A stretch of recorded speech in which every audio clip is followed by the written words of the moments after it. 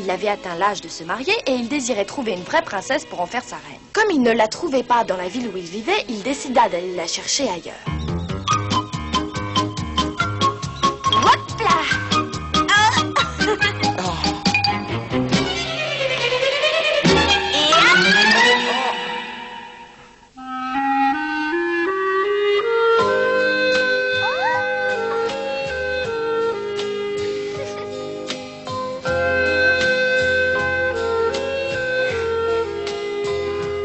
Maman, ça t'ennuie d'arrêter une seconde?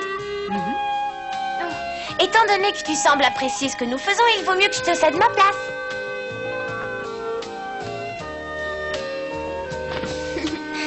Ça y est, je suis prête. Tu peux recommencer, maman. Très bien, ma chérie. Dans ce cas, on y va.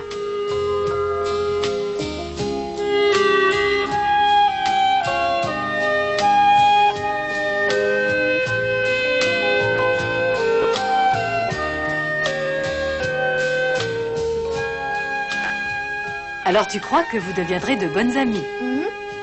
Avec Sally, la jeune fille dont tu nous as parlé. Ah, c'est difficile à dire, mais depuis notre arrivée dans cette ville, c'est la première personne qui m'ait offert son amitié. Ça me touche beaucoup et je ferai tout pour la remercier de sa gentillesse. Moi, je ne crois pas que les amitiés solides peuvent se nouer ainsi du jour au lendemain. Pourtant, Jo, tu as été la première à te lier d'amitié avec quelqu'un ici. Tu veux peut-être parler d'Anthony? Exactement. Je ne sais pas si je peux le considérer comme un ami. Alors là, t'exagères. C'est grâce à lui qu'on a trouvé cette maison. Oh. Ce que tu es sotte. Qu'est-ce que ça a à voir avec le fait d'être amis ou pas? Et puis, il est beaucoup plus âgé que moi. Remarque, c'est pas ça qui nous empêchera d'être amis, n'est-ce pas? Tu sais, Jo, à part ton ami Anthony, je suis certaine que Meg et toi, vous ferez très vite de nombreux amis dans cette ville.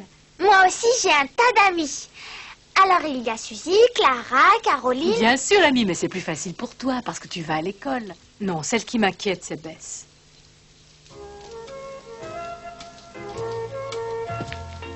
Ne vous en faites pas. Ce que j'aime par-dessus tout, c'est faire ce que je veux et rester seule. Je n'ai pas d'amis et je n'ai pas envie d'en avoir. Ne dis pas de choses pareilles. Même Kalinou n'apprécie pas ce que tu viens de dire.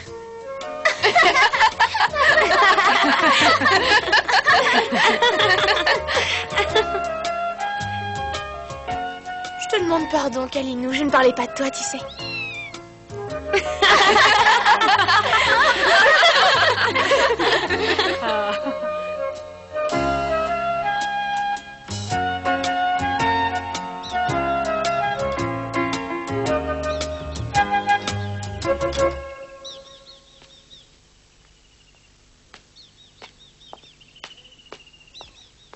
Hé, Jo, attends-moi.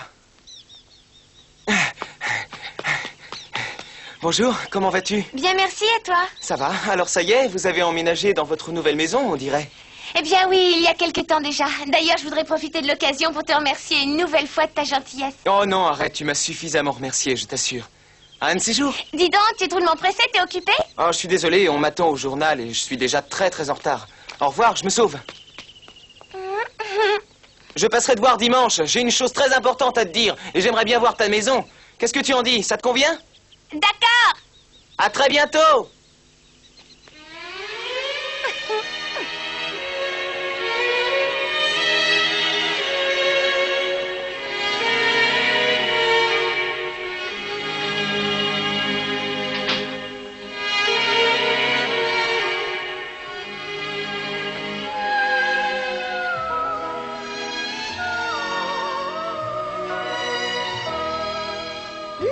Je trouve que celui-ci a des notes particulièrement fraîches. Tiens, sens. En fait, je n'y connais pas grand-chose en parfum, mais celui-ci sent très bon. Tu trouves aussi? Alors je vais l'acheter. Je n'arrivais pas à me décider et à savoir lequel était le meilleur. Heureusement que tu m'as donné un précieux conseil. Tenez, je prends celui-ci. Je vous fais le paquet, mademoiselle.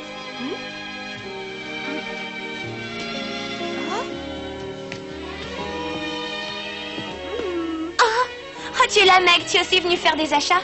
Mais qu'est-ce qui t'arrive? T'as l'air préoccupé. J'ai pas assez d'argent pour acheter ces 2 livres. Lequel me conseilles-tu? Voyons ce que tu as choisi. Tout d'abord, Les Grandes Espérances de Dickens et ensuite Le Comte de Monte Cristo de Dumas. J'avoue que le choix n'est pas facile. Ils sont tous les deux très intéressants, c'est sûr. Je crois que j'hésiterai moi aussi.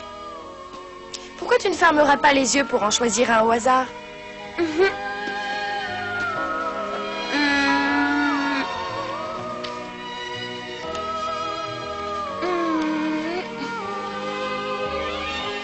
Alors, tu choisis dessus ou dessous? Dessous. Le sort a voulu que ce soit le comte de Monte Cristo. Parfait, c'est un livre que j'ai adoré. Meg, explique-moi ce que vous êtes en train Oh, de faire. excuse-moi, je te présente ma sœur Joséphine et voici Sally Gardner. C'est l'amie dont je t'ai parlé. Enchantée, mais tu peux m'appeler Jo. Ravie de te connaître, Jo. Mais qu'est-ce que vous faisiez? Jo était très indécise, elle ne savait pas quel livre choisir. Elle m'a demandé conseil et je l'ai aidée.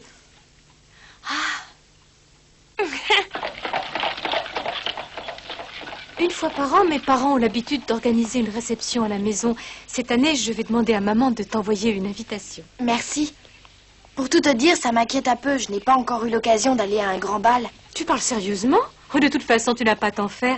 Il n'aura rien de fastueux, il n'aura rien à voir avec la merveilleuse réception des Kings. Ce sera une petite fête entre nous. Est-ce que tu crois qu'il te serait possible de faire aussi inviter ma sœur Jo? Évidemment, je dirai à maman de lui faire envoyer une invitation.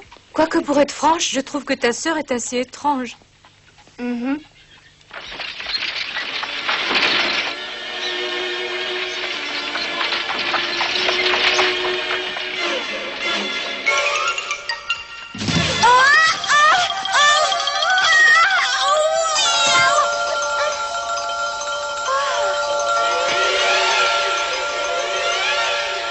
Oh, c'est fantastique. Allez, raconte-moi vite quels sont tes projets. Oui, j'ai un tas de grands projets. Tu verras ce que je te dis, ils me rendront célèbre. Allez, sois sérieux, qu'est-ce que tu comptes faire? C'est très simple. Tout d'abord, je compte aller à Washington. Là, j'ai l'intention d'avoir une entrevue avec notre président et d'autres hommes politiques. Ensuite, je demanderai à partir pour le front et j'écrirai des articles explosifs sur la guerre. Mais c'est très dangereux. Ton père, lui aussi, est sur le front. Il risque sa vie tous les jours, n'est-ce pas? Quand un journaliste décide de devenir correspondant de guerre dans un conflit qui divise son pays en deux, il sait parfaitement les risques qu'il court.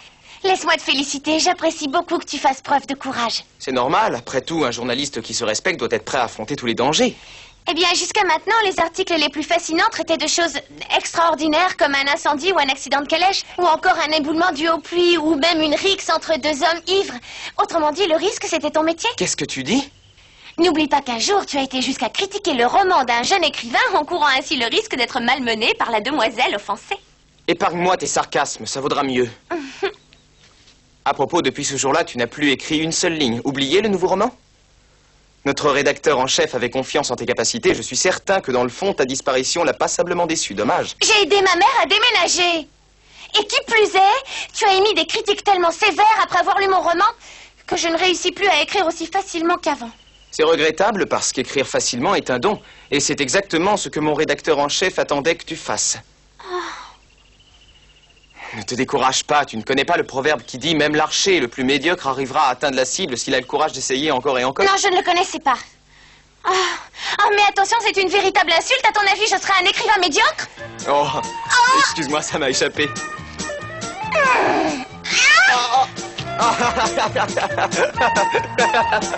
Oh, attends, je vais t'expliquer, sois raisonnable. Viens ici, espèce de froussard! Tu vas voir si je t'attrape. Et c'est toujours, tu n'y arriveras pas. On verra ça. Tu sais quel est ton problème? Non, je n'ai aucun problème. Oh, si. Oh non! Si. Non! Tu es trop susceptible. Susceptible, moi, tu es malade. Non, mais à quoi vous jouez tous les deux? Oh. Maman vous fait dire que le thé est servi. Alors vous venez, oui ou non?